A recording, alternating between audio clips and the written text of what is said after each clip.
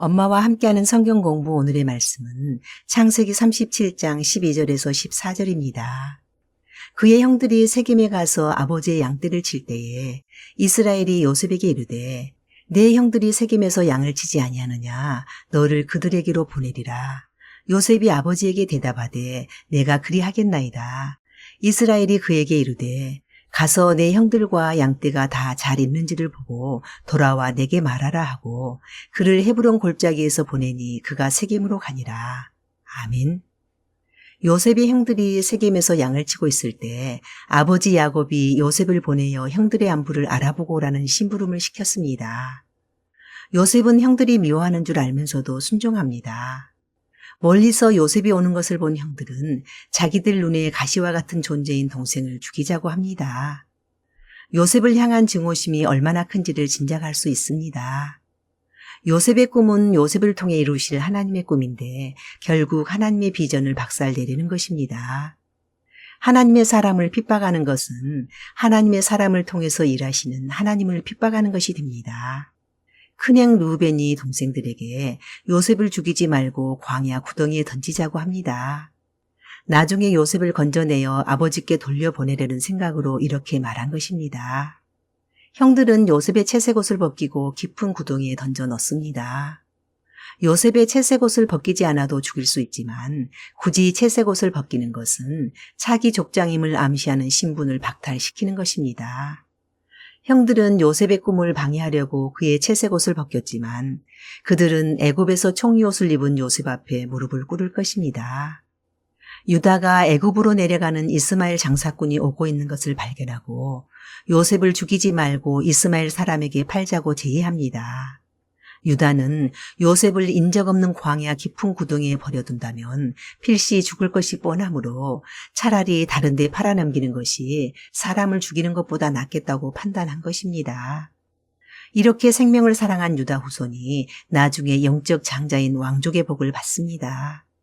르우벤이 자리를 비운 사이에 다른 형제들이 요셉을 은 20개의 노예로 팔아버립니다. 르우벤이 아우들에게 돌아와서 요셉이 없어졌다고 옷을 찢고 울부짖지만 형제들은 묵묵부답입니다. 장자로서의 책임감을 다해보려고 애썼지만 이미 아버지의 침상을 더럽힌 르우벤에게 회복할 기회가 주어지지 않습니다. 요셉을 은 20개에 팔아버린 형들이 요셉의 채색 옷을 짐승에 피해 적셔 아버지 야곱에게 갖다 주면서 요셉이 죽었다고 확인 사살합니다. 그리하여 야곱은 요셉을 다시 만날 때까지 22년간을 요셉이 죽은 줄로 알고 음부로 내려가는 고통 속에 살게 됩니다. 애굽으로 팔려간 요셉은 부모 형제에게서 버려진 것이 아니라 다가올 흉년에 가족을 애굽으로 이주시켜 하나님께서 아브라함에게 약속하신 큰 민족을 만들기 위해 말씀으로 길들여진 요셉에게 큰 사명을 안겨 애굽으로 데리고 가신 것입니다. 17세 어린 소년이 혼자서 애굽으로 이주하기는 어렵습니다. 노예로 팔려가는 방법이 가장 정확하고 안전한 방법입니다.